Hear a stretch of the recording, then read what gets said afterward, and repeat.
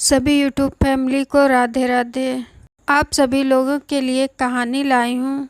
कहानी का नाम है कलंक। कहानी बहुत भावपूर्ण एवं रोचक है। उस रात 9 बजे ही ठंड बहुत बढ़ गई थी।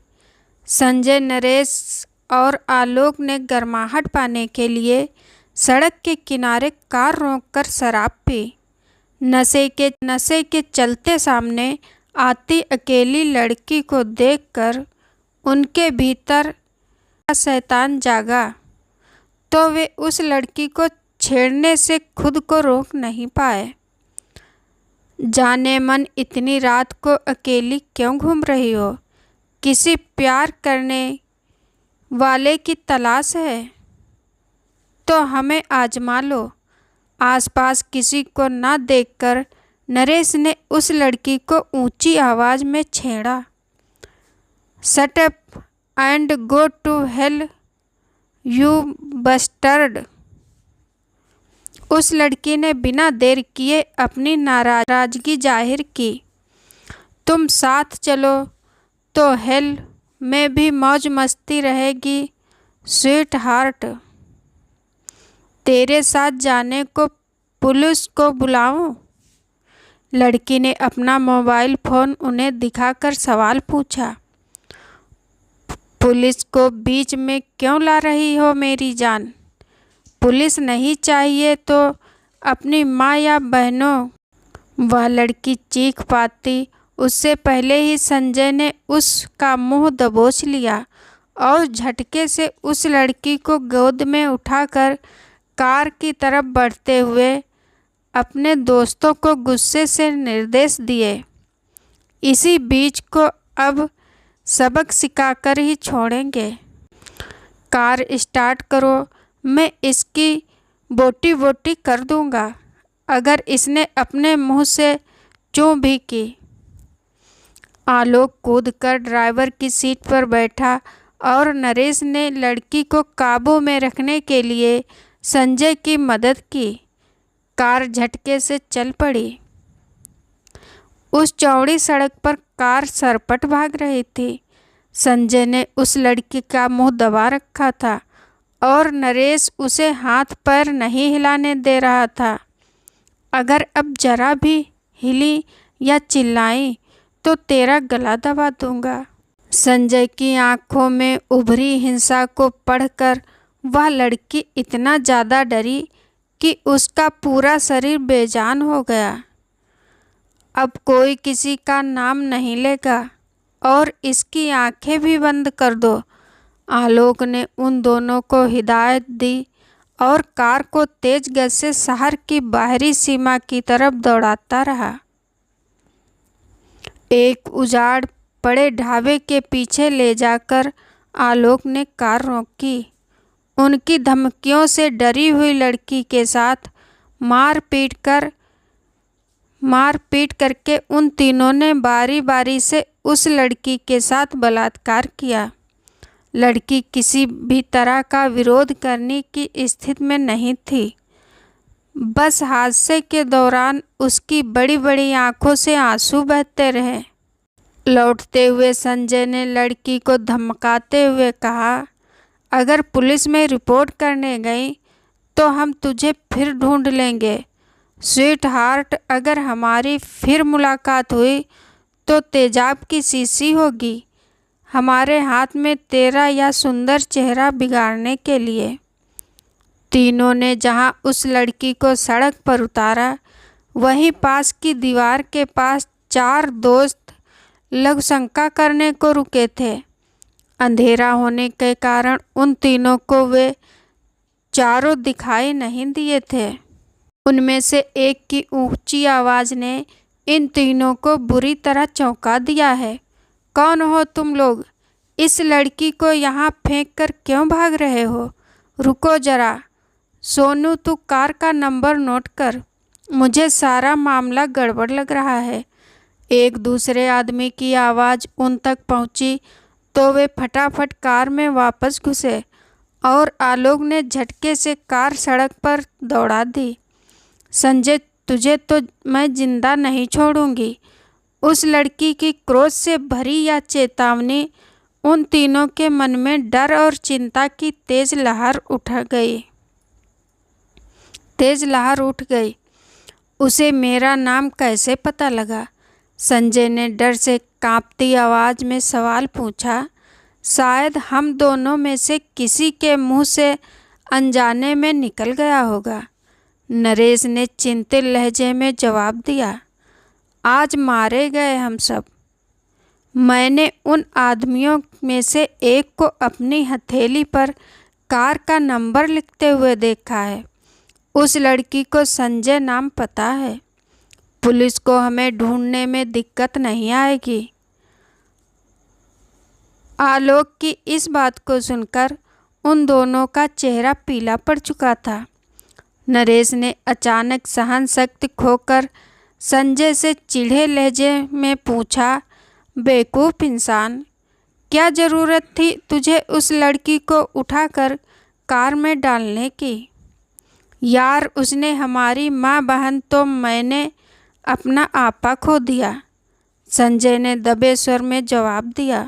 तो उसे उल्टी 1000 गालियाँ दे लेता, 2-4 थप्पड़ मार लेता, तो उसे उठाकर कार में ना डालता तो हमारी इस गंभीर मुसीबत की जड़ तो ना उगती। अरे अब आपस में लड़ने के बजाय यह सोचो कि अपनी जान बचाने को हमें क्या करना चाहिए।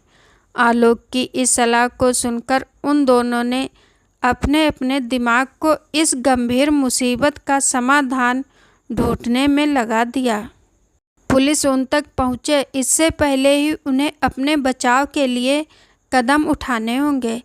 इस महत्वपूर्ण पहलू को समझकर उन तीनों ने आपस में कार में बैठकर सलाह मशविरा किया। अपनी जान बचाने के लिए वे तीनों सबसे पहले आलोक के चाचा रामनाथ के पास पहुँचे। वे 2 फैक्ट्रियों के मालिक थे और राजनीतिबाजों से उनकी काफ़ी जान पहचान थी। रामनाथ ने अकेले में उन तीनों से पूरी घटना की जानकारी ली। आलोक को ही अधिकतर उनके सवालों के जवाब देने पड़े।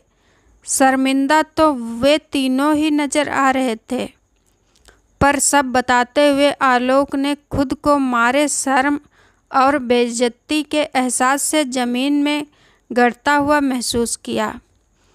अंकल, हम मानते हैं कि हमसे गलती हुई, पर ऐसा गलत काम हम जिंदगी में फिर कभी नहीं करेंगे। बस इस बार हमारी जान बचा लीजिए। दिल तो ऐसा कर रहा है कि तुम सबको जूते मारते हुए मैं खुद पुलिस स्टेशन ले जाऊं, लेकिन मजबूर हूं।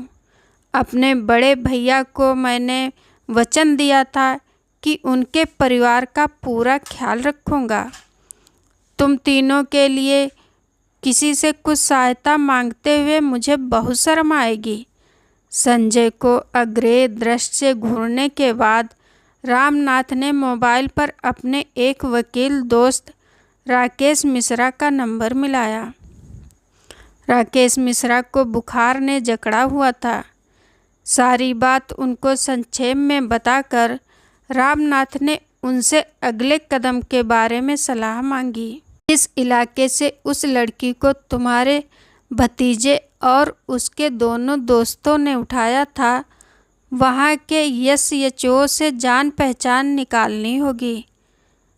रामनाथ, मैं तुम्हें 10-15 मिनट बाद फ़ोन करता हूँ। बार बार खांसी होने के कारण वकील साहब को बोलने में कठिनाई हो रही थी। इन तीनों का अब क्या करना चाहिए? इन्हें घर मत भेजो। ये एक बार पुलिस के हाथ में आ गए तो मामला टेढ़ा हो जाएगा। इन्हें मैं अपने फार्म हाउस में भेज देता हूँ।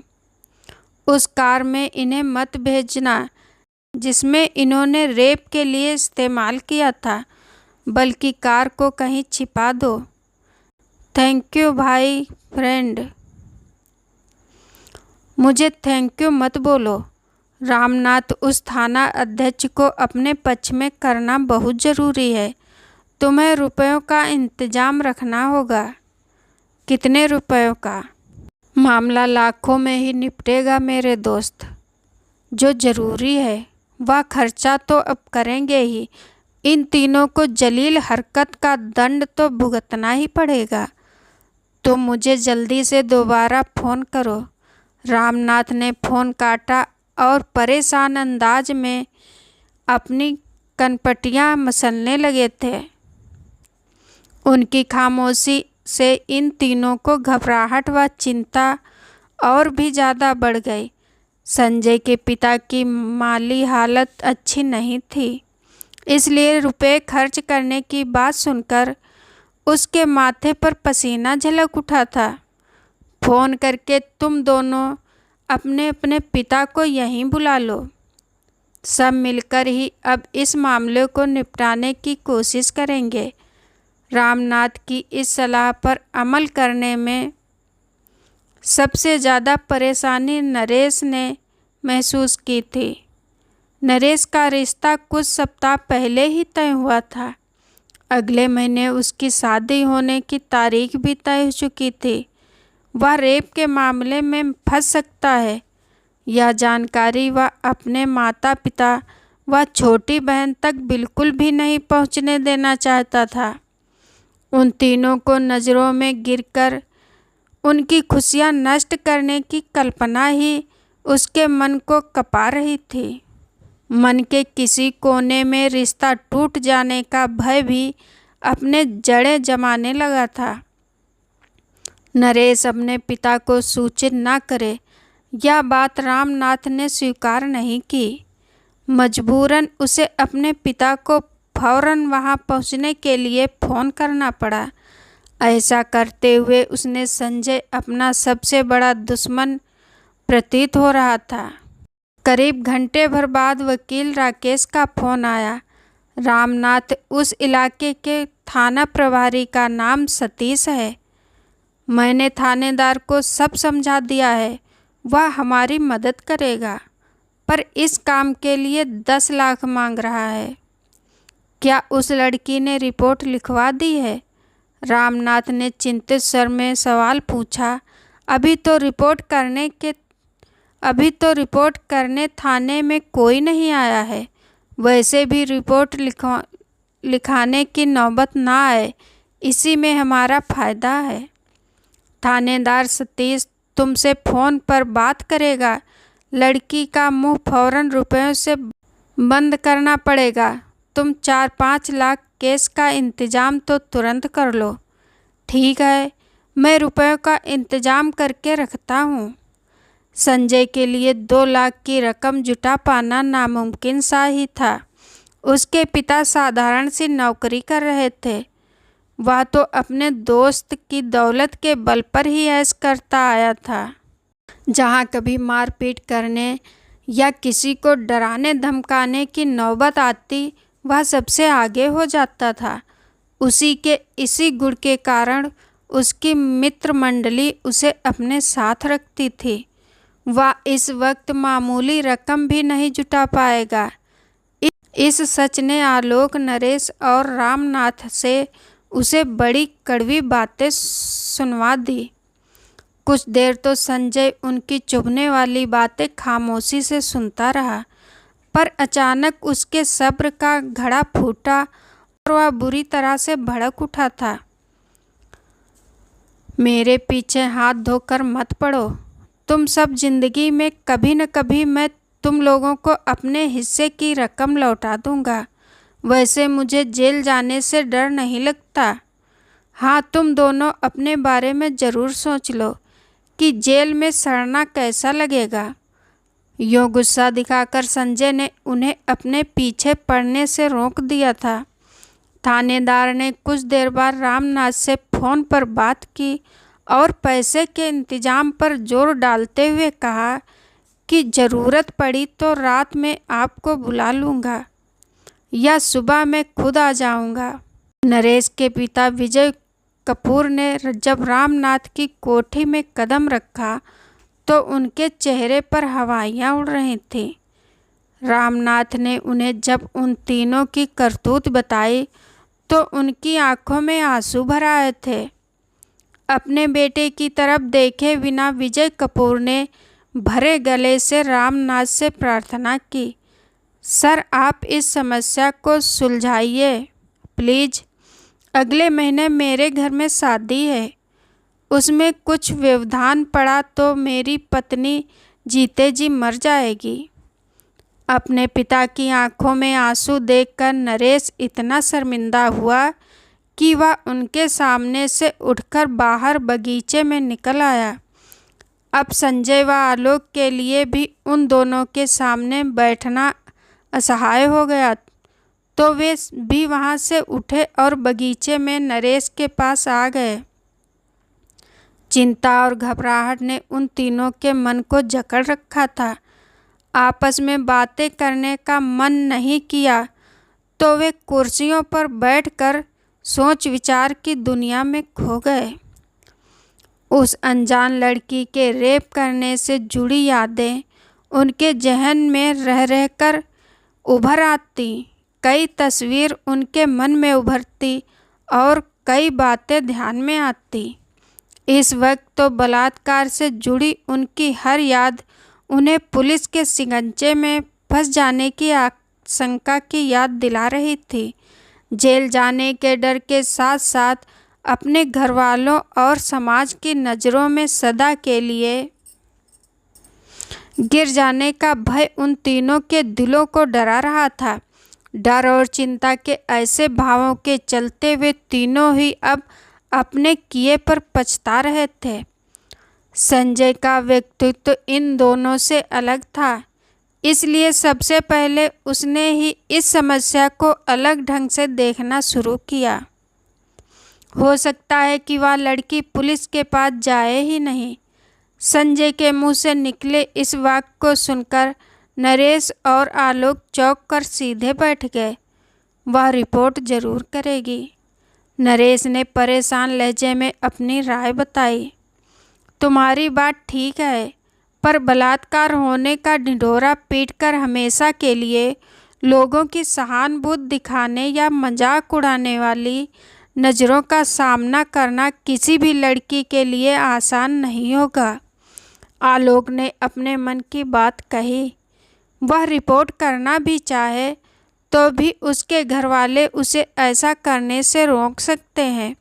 अगर लिखने को तैयार होते तो अब तक उन्हें ऐसा कर देना चाहिए था। संजय ने अपनी राय के पक्ष में एक और बात कही। मुझे तो एक अजीब सा डर सता रहा है।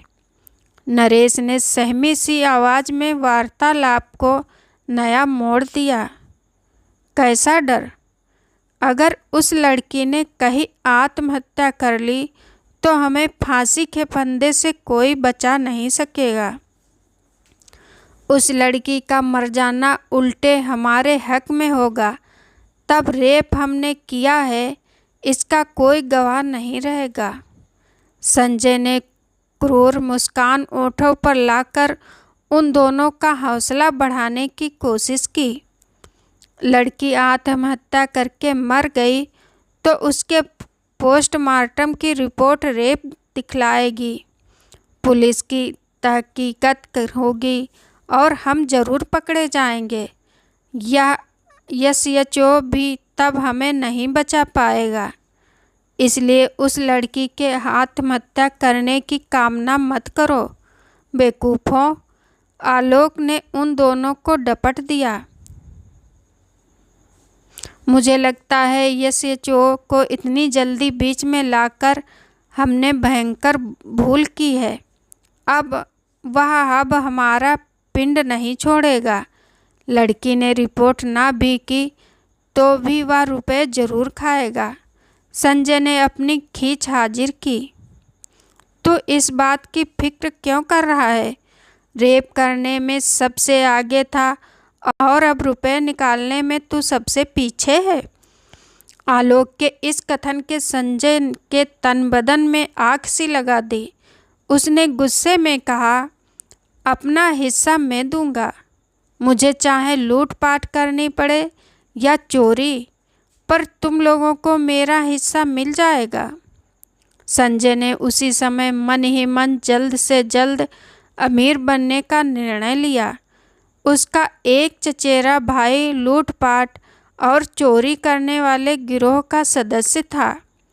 उसने उसके गिरोह में शामिल होने का पक्का मन उसी पल बना लिया। उसने अभाव व जिल्लत की जिंदगी और जीने की सौगंध खा ली।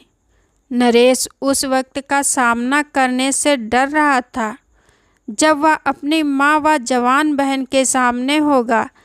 एक बलात्कारी होने का ठप्पा माथे पर लगाकर इन दोनों के सामने खड़े होने की कल्पना करके ही उसकी रूह कांप रही थी।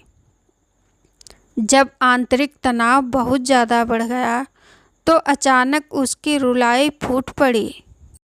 रामनाथ ने अब उन्हें अपने फार्म हाउस में भेजने का विचार बदल दिया, क्योंकि यशयचो उनसे सवाल करने का इच्छुक था। उनके सोने का इंतजाम उन्होंने मेहमानों के कमरे में किया। विजय कपूर अपने बेटे नरेश का इंतजार करते करते सो गए, पर वह कमरे में नहीं आया।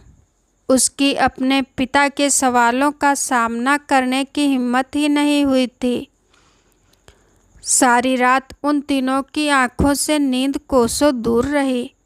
उस अनजान लड़की से बलात्कार करना ज़्यादा मुश्किल साबित नहीं हुआ था, पर अब पकड़े जाने व परिवार और समाज की नज़रों में अपमानित होने का डर उन तीनों की हालत खराब कर रही थी। सुबह 7 बजे के करीब थानेदार सतीश श्रीवास्तव रामनाथ की कोठी पर अपनी कार से अकेला मिलने आया। उसका सामना इन तीनों ने डरते हुए किया। थाने में बलात्कार की रिपोर्ट लिखवाने वह अनजान लड़की रात भर नहीं आई थी, लेकिन थानेदार फिर भी 50,000 रुपये रामनाथ से ले गया। मैं अपनी वर्दी को दांव पर लगाकर आपके भतीजे और उसके दोस्तों की सहायता को तैयार हूँ, थानेदार ने रामनाथ से कहा। मेरा रजामंद होने की फीस है या 50,000 रुपये? वह लड़की थाने ना आई तो इन तीनों की खुशकिस्मती, नहीं तो 10 लाख का इंतजाम रखिएगा। इतना कहकर वह उनको घूरता रहा और बोला, और तुम तीनों पर मैं भविष्य में नज़र रखूँगा। अपनी जवानी को काबू में रखना सीखो, नहीं तो एक दिन बुरी तरह पछताओगे। कठोर स्वर में ऐसी चेतावनी देकर थानेदार चला गया था। वे तीनों 9 बजे के आसपास रामनाथ की कोठी से अपने अपने घरों को जाने के लिए बाहर आए। उस लड़की का रेप करने के बाद करीब 1 दिन गुजर गया था। उसे रेप करने का मज़ा उन्हें सोचने पर भी याद नहीं आ रहा था। इस वक्त उन तीनों के दिमाग में कई तरह के भय घूम रहे थे। कटे बालों वाली लंबे कद की किसी भी लड़की पर नज़र पड़ते ही पहचाने जाने का डर उनमें उभर आता। खाकी वर्दी वाले पर नज़र पड़ते ही जेल जाने का भय सताता। अपने घरवालों का सामना करने से वे मन ही मन डर रहे थे। उस वक्त की कल्पना करके उनकी रूह कांप जाती जब समाज की नज़रों में वे बलात्कारी बनकर सदा जिल्लत भरी जिंदगी जीने को मजबूर होंगे। अगर तीनों का बस चलता तो वे वक्त को उल्टा घुमाकर उस लड़की को रेप करने की घटना घटने से ज़रूर रोक देते। सिर्फ 12 घंटों में उनकी हालत भय, चिंता, तनाव और समाज में बेइज्जती होने के एहसास से खस्ता हो गई थी। इस तरह की मानसिक यंत्रणा उन्हें जिंदगी भर भोगनी पड़ सकती है। इस एहसास के चलते वे तीनों अपने आप और एक दूसरे को बराबर कोस रहे थे। इस कहानी में बस इतना ही। कहानी सुनने के लिए आप सभी का बहुत बहुत धन्यवाद। आप सभी लोगों को ये कहानी कैसी लगी? पसंद आई हो तो प्लीज़ कमेंट, लाइक, शेयर ज़रूर करें। धन्यवाद।